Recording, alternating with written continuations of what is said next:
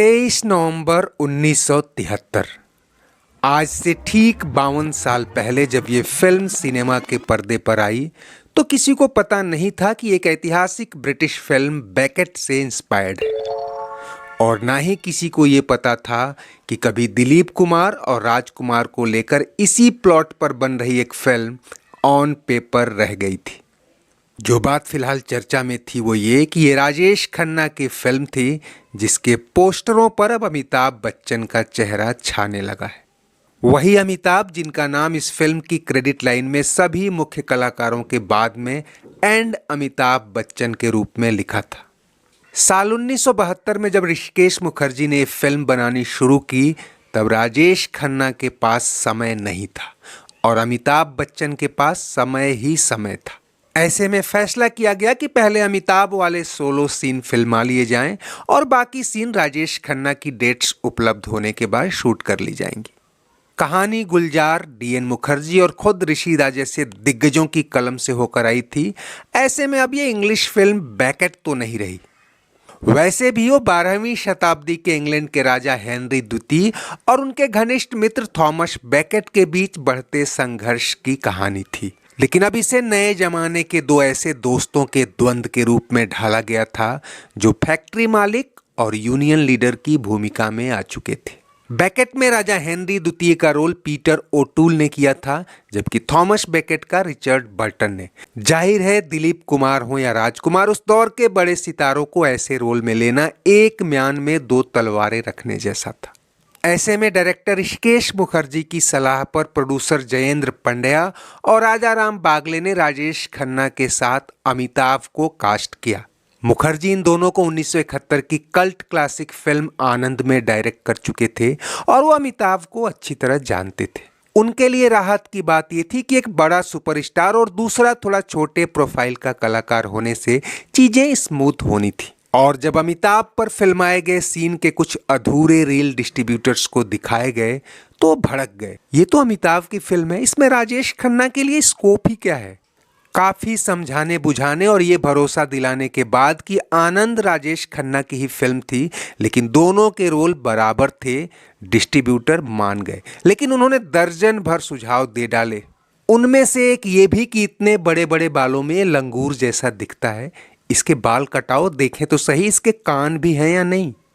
अमिताभ के बाल तो नहीं कटे, लेकिन उनके रोल कटने की बारी आई जब राजेश खन्ना ने फिल्म में दखल दिया और इसी क्रम में फिल्म का क्लाइमेक्स भी बदलना पड़ा, क्योंकि आनंद की कामयाबी को गांठ बांध चुके खन्ना को लगता था कि जो एक्टर मरेगा उसी के साथ दर्शकों की सिंपैथी होगी।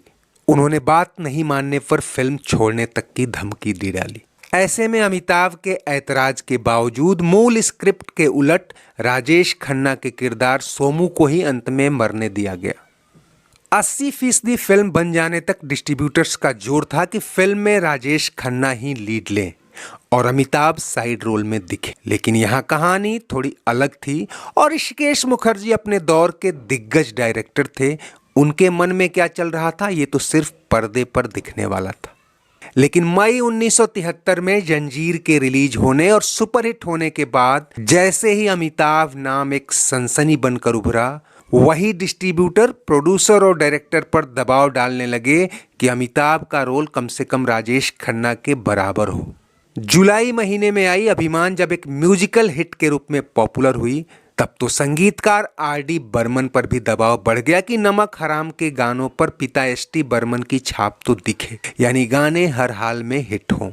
और दोस्तों, जब कहानी में गुलजार और गीतों में आनंद बख्शी जैसे दिग्गज हाथ लगे हों तो फिल्म गहरे अर्थ ले ही लेती है। बख्शी ने गाने कुछ ऐसी ही गहराई से लिखे थे और छोटे बर्मन के संगीत पर जब किशोर कुमार की जादुई आवाज चढ़ी तो 4 सुपरहिट गाने निकले। नदिया से दरिया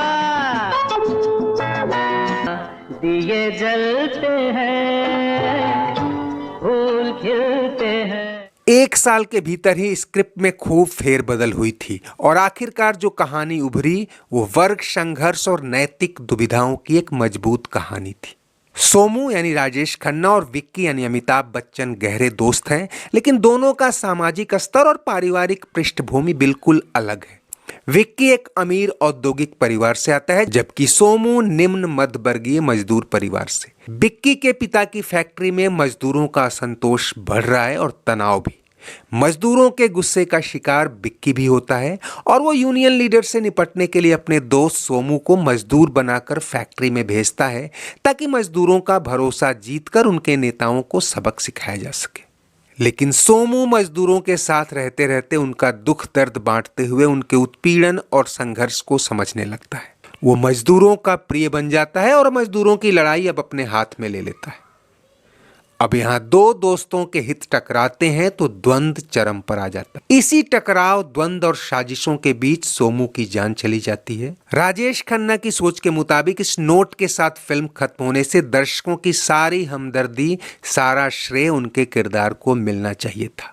यही नहीं, जिस तरह उनके किरदार के लिए रेखा हीरोइन थी, जबकि अमिताभ के किरदार को सिमी ग्रेवाल का क्रश भर चखाया गया था, ताकि हीरो का स्टेचर राजेश खन्ना के ही हिस्से रहे।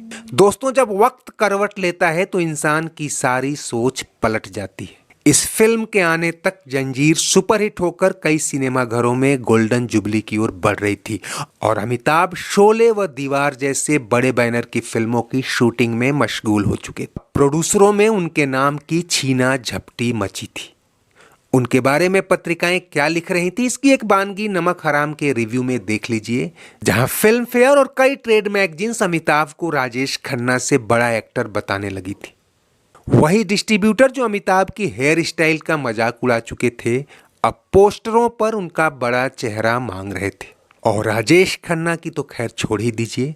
बावर्ची के सेट पर जिस अमिताभ को उन्होंने अपमानित किया था, मनहूस तक कहा था और यहाँ तक कहा था कि फिल्मों में इसका कोई फ्यूचर नहीं है, अब उनकी आंखों के सामने उनका सुपरस्टारडम अमिताभ की ओर खिसकता जा रहा था।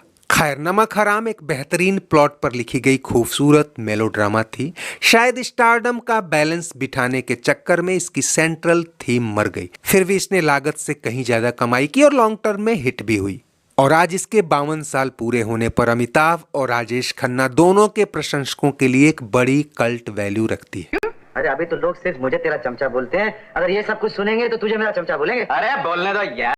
तो एक बात याद रखिए सेठ जी, और अगर बदकिस्मती से आपके दोनों बाजू कट जाएं तो फिक्र मत कीजिएगा। हक मांगा नहीं जाता सेठ जी, हक लेना पड़ता। और अगर मैं ना दूं तो यादों के झरोखे से आज बस इतना ही। चलते चलते वीडियो लाइक और शेयर तो कीजिए ही। अगर चैनल सब्सक्राइब नहीं किया है तो प्लीज वो भी करते चलिए। कमेंट बॉक्स में आपकी हर राय का स्वागत है। शुक्रिया, नमस्ते, आभार। सागर से गहरा जाम ये जलते हैं, फूल खिलते हैं।